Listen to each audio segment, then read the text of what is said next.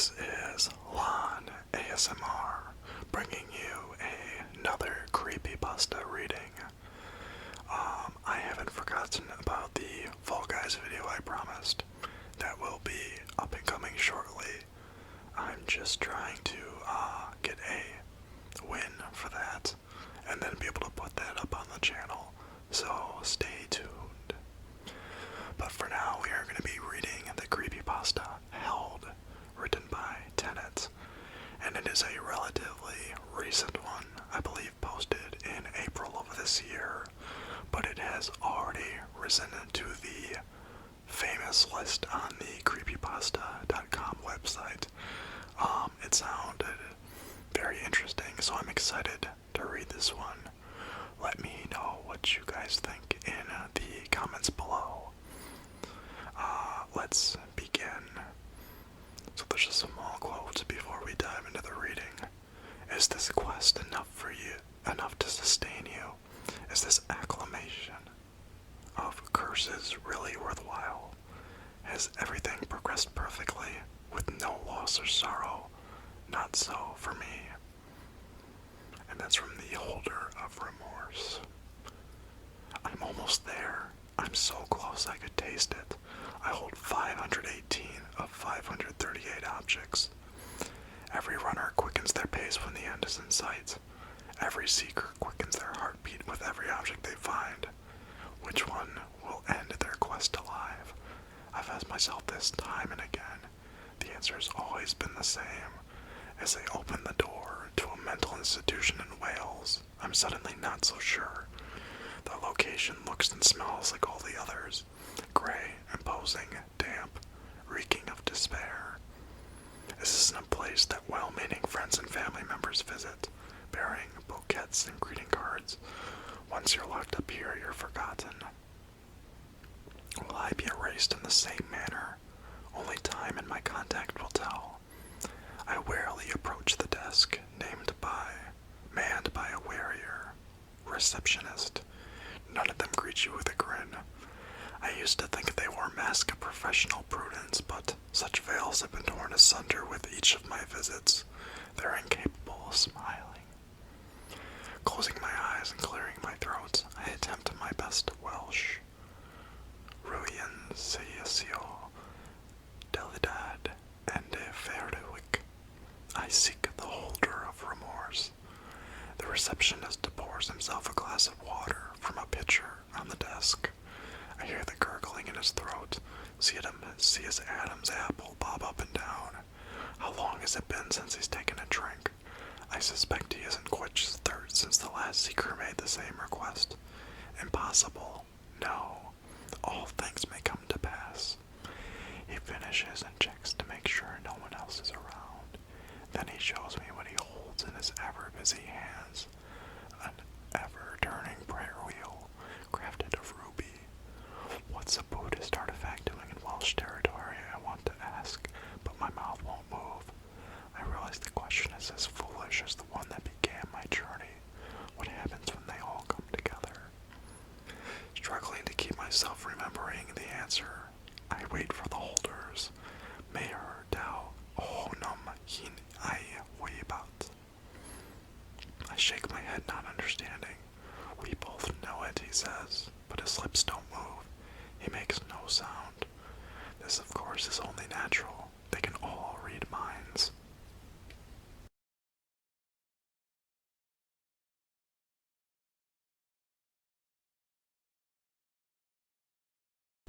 What surprises me is this one's gentleness, his cautious care. Most of the holders I've met and defeated, bamboozled, beaten, cajoled, inveigled, and tricked, have been indifferent at best, hostile at worst. This man spinning the wheel at a fixed pace in a counterclockwise direction is circumspect. Why do you seek the objects? He asks me. For knowledge, because knowledge is power. The holder smiles and I slap my hand over my mouth to keep from screaming. And what does it cost you? Everything, like the old stories say. No, more than that. I shudder as I recall the bodies I've broken, the minds I've shattered, and the souls I've damned. In my quest to reunite the 538, I've doomed hundreds and thousands of more. Saul and King David have nothing on a seeker. You sound proud of that, are you? I consider my answer. The lobby of the institution, already chilly, drops to cold. I'm proud I've come this far. I try not to think about what I've done to reach you. Yet you do. There's no use denying it. You survive on no food, water, air, or sleep. In fact, you don't need them anymore. Because of the objects which siphon your humanity little by little, you have become as they are. Not completely. There are still 20 to be found. But you're far along enough to consider humanity beneath you. Am I right? I don't even think about lying to the holder. I simply nod. From the moment they wake to the moment they fall asleep, most humans boldly do what you secretly hate yourself for doing. They lie, they cheat, they steal and kill. They stamp others' faces beneath their boots because others stand in their way. Their desires are less grand than yours, but not by much. They seek only one object: fame, fortune, knowledge, personal power, even love. But the means they use to achieve their ends are the same. Not all of them are murderers, but ultimately that doesn't make much difference. The holder nods. Why? As Christians say, sin is sin. As I say, death is death, of the body or the soul. What about the spirit? Ah, the holder smiles again and it freezes my blood. That's what really being siphoned. Explain it to me if you will. The difference between the soul and the spirit. The soul is the part of you that loves its creator, whom we call God, and wants to reunite with him, just like the 538 objects seek to be reunited. I shudder. The spirit, on the other hand, is the part of you that's, well, you, separate and unique. It doesn't want to reunite with God. Whether the creator or any other deity, it seeks godhood in its own right, to live forever as a master of the transcendent universe. Correct. And you say the objects are siphoning my spirit, the part that's me. Also correct. That makes no sense. Why wouldn't they want to drain my creator's energy? Because, believe it or not, you are stronger. Stronger than God. Despite myself, I laugh out loud. That's absurd. I'm only a mortal. Indeed, at the moment you reunite the 538, you'll be immortal. Something clicks. With no body, soul, or spirit, that makes no sense. Your soul will remain intact, groaning under the weight of your sins for eternity. Remember, it loves God and wishes to be absorbed within him. Once you yourself become a god, you become his eternal enemy, which he cannot defeat. I don't have enough time to tell you why he can't, for my own hour draws near. Fine, I stretch out my hand. May I see the prayer wheel, please? It's exquisite. Before I surrender it, I'll make my counter-proposal. I offer you a choice. Either you take the wheel, add it to your treasure trove, and continue your mission, or I make you its next holder. If you choose the former, you might die and be damned. If you choose the later, your hands will be cleansed of death, your mind free of all torment, your soul revived, and your spirit restored. The objects shall release it. Wait, if the objects are vampiric and contain bits and pieces of my spirit, why won't I get it back once I reunite them? Unless I myself become an object. Precisely, an idol, not made of gold or stone, but a cruel conglomerate of what you've collected. You'll be worshipped by the multitudes, perishing under your omnipotent, omniscient, and omnipresent gaze. Notice I didn't say omnibenevolent. You'll be omnimalevolent. All that humanity knows of evil will be embodied by you. You'll teach them to save and damn themselves at the same time. That's the price of the power you seek. But I'm already evil. I've forsaken the path of goodness 518 times. How and why should I quit now? It's like signing the devil's contract and leaving the last letter off your name. A mere technicality.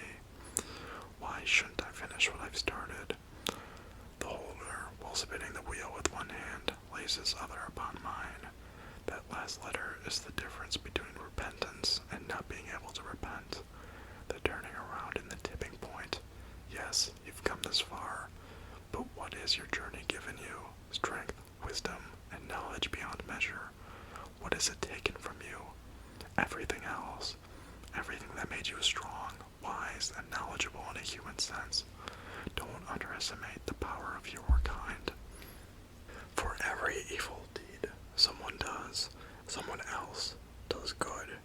For every murder, theft, betrayal of love and honor, there is a life saved, a possession returned to its rightful owner, a vow and a lover sustained, and an obligation fulfilled.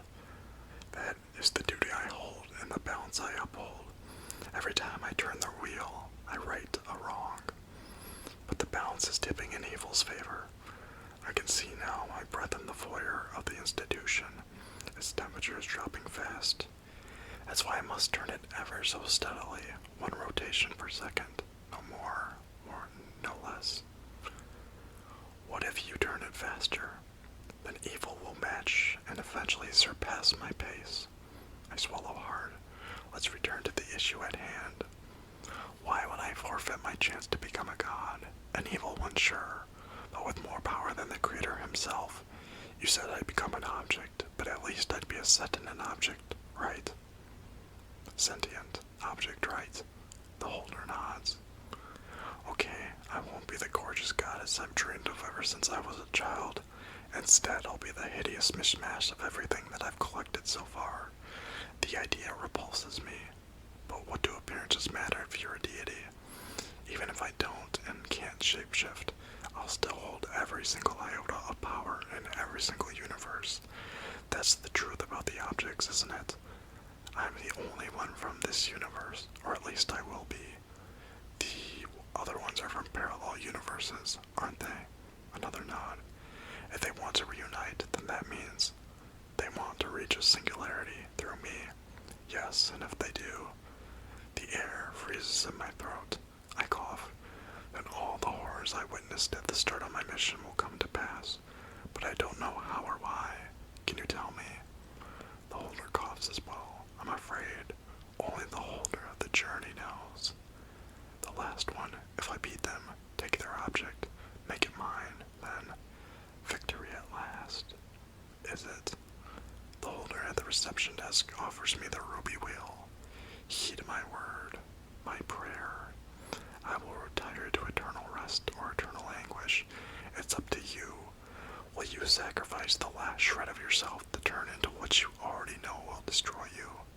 Will you become proud of what causes good people to take their own lives in guilt and shame? I am no preacher, no wise man. I am only what I say I am. Is that a frost crystal on my cheek, or more forming as I weep? Our time is running short. Within 30 seconds we'll freeze to death. Words fly out of my constricting mouth before my brain registers their meaning. I want what the objects can give me. I'm proud and wicked.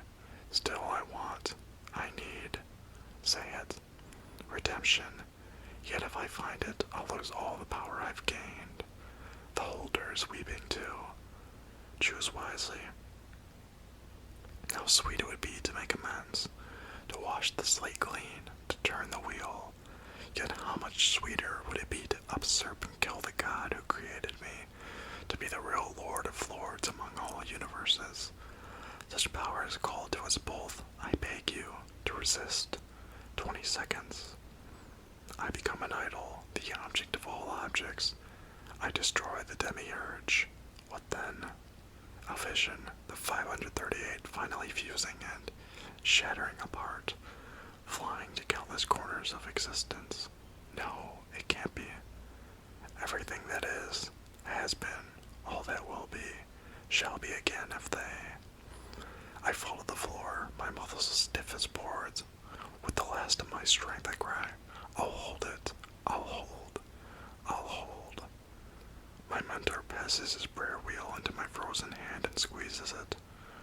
Warmth returns to the room, flooding us. The holder sublimates into vapor, rising and floating out the only window in the rising up to the stars. A voice in my mind, Senali, sei flermeder, die Ocean fard, friend. Maintain the pace. Thank you, friend. 1 rotation per second. To aid me in my new duty, I recite my name. Tenet, Tenet, Tenet. As I hold the wheel, it holds me.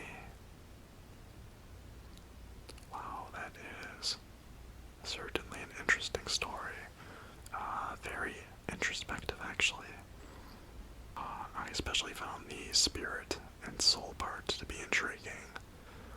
The part of you, your individuality, versus the part of God, which is the soul.